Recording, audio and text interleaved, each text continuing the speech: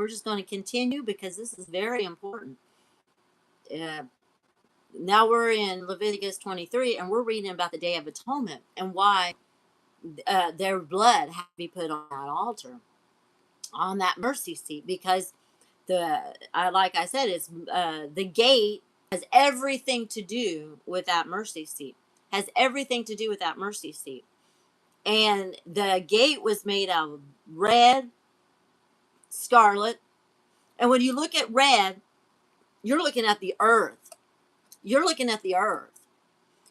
You're looking at Adamah, the earth, ruddy, ruddy. We were made out of the dust of the earth, ruddy, red. David was ruddy. He had a ruddy appearance, countenance. He was red. And so red not only represents sin and wickedness and different things like that. Red means the ground, the earth, what the earth has been through, and and the blue.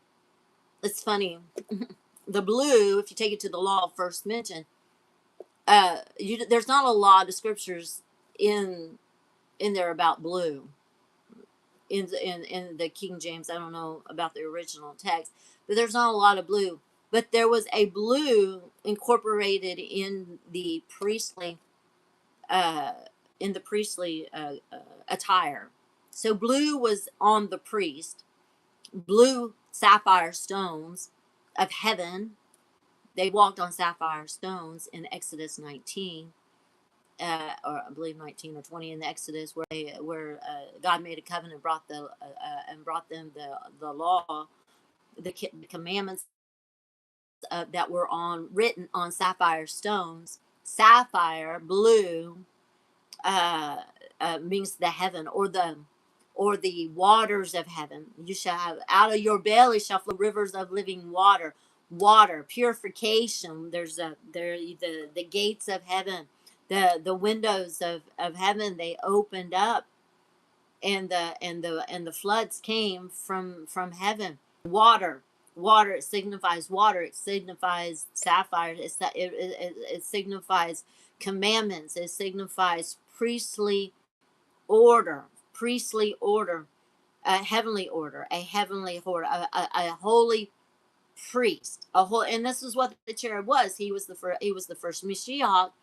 He stood, if you would, he stood right there where the altar of incense was, right there when he ministered unto God, and he was right there in the midst of them, and he was panim, face to face, and he had the attire of the priest, and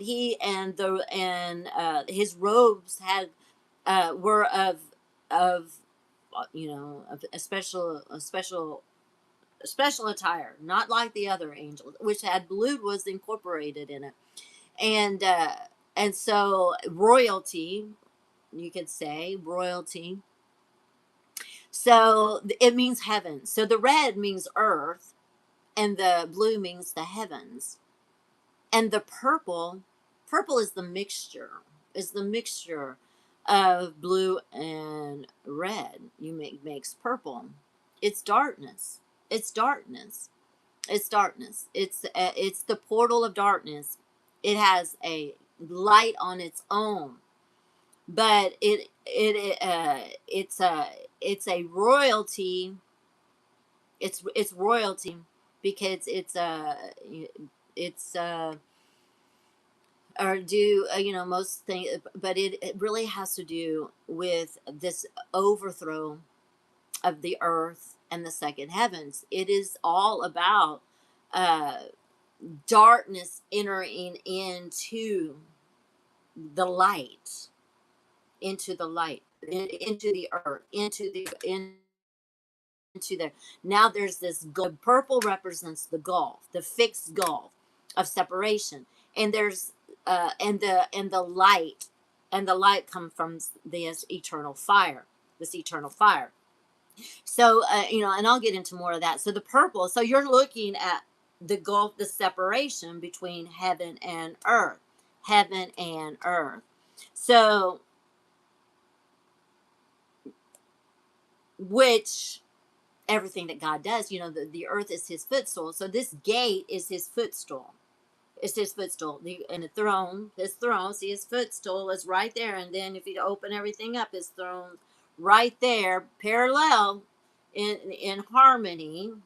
They were in they were conjoined. The earth was conjoined to the throne.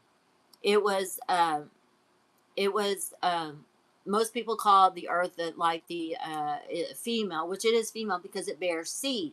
Females bear seed. Anything that reproduces after itself is female. We're not to worship the earth, but it is definitely the female counterpart of God's throne. And so his word goes forth, and it bears in the seed bears into good soil, and it produces after its own kind. So this is the earth, so it's female, and it was connected to heaven. It was one unified house.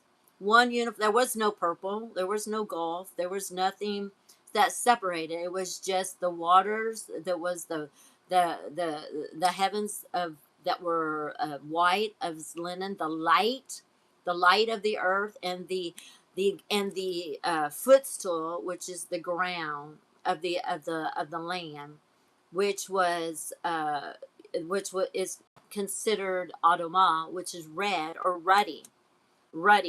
So the heavens, his throne, was connected to the earth, and so you see this.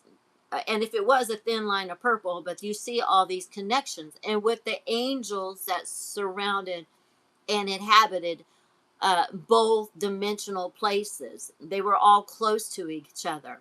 And because you see it, they were all on fine linen, which represents the clouds of heaven, which represents the purity and the light of heaven that has incorporated all the other elements of heaven and earth inside this embroidery.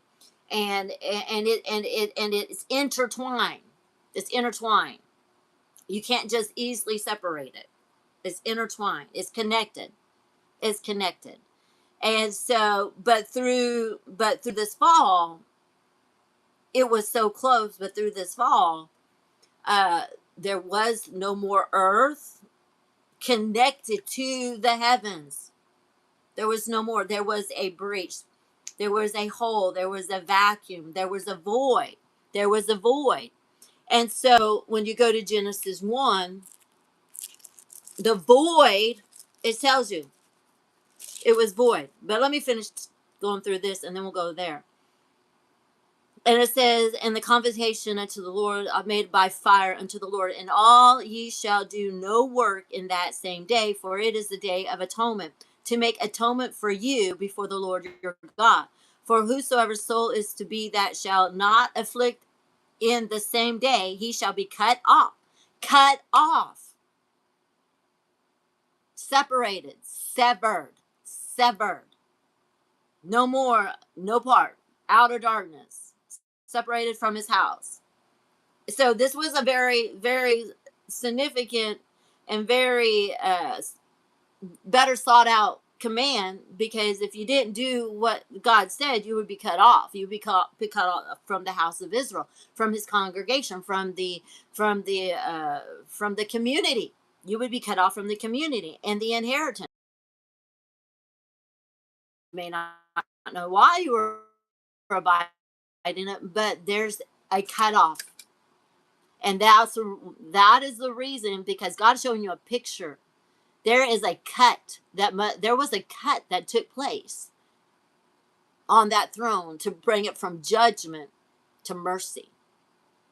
It was in the state of total consumption.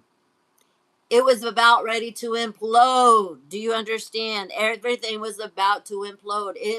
He's an all consuming fire. This is out of his order. He is the consumption. This is why you see him. The fire falls and